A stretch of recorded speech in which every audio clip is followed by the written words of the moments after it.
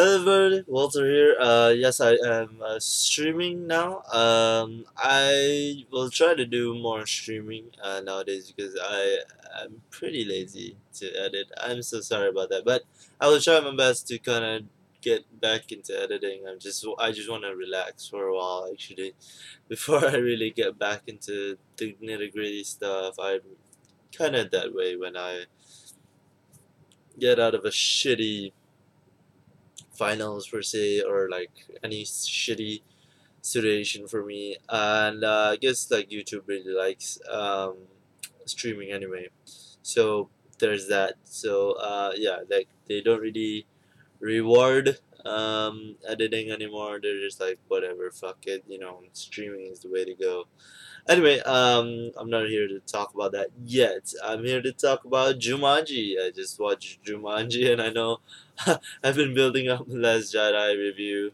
I haven't watched it yet. I'll watch it most likely tomorrow. I'm gonna watch it in D box, and I'm gonna tell you the D box experience. I think I'm gonna make it a thing on this channel because I like to experiment with my movie watching experiences, and I really love that I can do this as a job. So I'm gonna tell you the D box experience when I do the D box at Star Wars, and I did tell you guys the IMAX experience for Robot, and I told you guys like if not anything, like the ending is totally worth your money. I think it's really just for that ending, but also like, do you wanna sit through all of it? It's your choice as well. But yeah, I'm talking about Jumanji, and for me, I think it's just because I came out of like shitty finals and whatever, and I was actually going into this like thinking it was gonna be shit. But I was pretty pleasantly surprised when it was not all shit, because like I think this is the closest we're gonna get to a game adaptation outside of Wreck-It Ralph, and what I mean by that is not very big as well, like because like this is not really to do with the game, but also to do with the game, because like the first act and the second act was really the game's style, and like how the building of the game goes, and like the characters and their strengths and their weaknesses, and like how they have a limited amount of lives because this is a generation like 3 slash generation 4 game, where it's like the NES 64 or like the N64 or the NES games or the SNES games. And I really thought that it was gonna explore more on that, but yeah, you do have to kind of go through the gameplay as well. So I do appreciate that they really enjoyed the settings and said, you know what, we're gonna go all out for this if we're gonna really do this. I would definitely say yes, there is a lot of marketing pandering, very visible marketing pandering, because it's like, you know, um, to the millennials especially, you have the awkward main protagonist, and you have the awkward love interest, and then you got the slutty slash popular girl that always goes I can't do that, but the giggle slash like, oh my god, I'm so popular, like, that kind of shtick. And I got the guy who is, a jock, and he has a growth spurt. But he's old, definitely, you can tell that. And you got those are the main four characters. The first character, is the control character, and what I mean is, he is the first to go get into Jumanji. And I really like that they started off by paying homage to the original Jumanji. I thought that it was really cool for them to do, and then I like that they expanded the Jumanji like lore a bit by saying, hey, the Jumanji game is kind of adaptable, and they do acknowledge that times change, and I do wonder like if Jumanji ever like thought about evolving more, because it was just in that SNES um, controller, and times change a lot. And by the end of this, I was actually doing the math, and I'm like, this guy should be my age, because this is like 2016, 2017, whatever. This guy should be my age, like 21, but like in the movie he's like aged up to like 40, and I'm like, whoa, whoa, whoa, whoa. You're saying like it's 20 years, but it's after 1996, so 20 years would mean that he's 20 years old, or well, I mean, he was a teenager as well, so that doesn't really take away from it. I guess maybe let's say he was 17, around there. He looked about like 16, 17. So I guess it would have been 37. But like for a 37-year-old, like he got married quick, like and like got kids, and like fucking grandkids, or like no kids. I mean, like what I mean, like one or two kids already, and I'm like, whoa, whoa, whoa, buddy, slow down. Like, I mean, enjoy life. Like, what I'm saying, like, you just got out of the game. Like, I mean, it's also 20 years, so I kind of get it, but also, it's just me.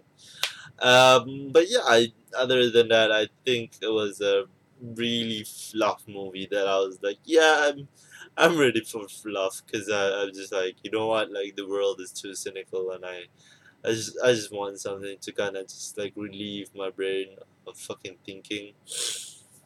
But overall, even if I thought about it, I think it really tried to bring in the game elements in it, and I think they really did try to understand their characters, or their counterpart characters, because it's playing on the body snatcher idea, where you are in another person's body, and you have to learn about each their own strengths within themselves, kind of bullshit thread. But PC bullshit thread, whatever. But yeah, I definitely think it tries harder than it should have, I think, at some points. And I'm like, okay, you could have just like left that alone, because I'm like, yeah. But other than that, I think they really did a good job. I thought that if I were to nitpick more, I thought the villain could have done better, because he was just like in the second act, like the ending second act and the ending third act. And I was like, we don't really see much of him. But also, in Jumanji, he did only come in. The original Jumanji did only come in at the last minute. So yeah, definitely, I definitely like definitely knew about that. Yeah, the joke about the NPCs, the non-playable characters, was really funny. Like that they do like the gamer guy inside of the rock does the whole like combo thing that he always does in real life. I really enjoyed that, and it's not just bringing an OP character to life. It's more of using the OP character to your advantage, and I think that was really important for me, at least. I also think that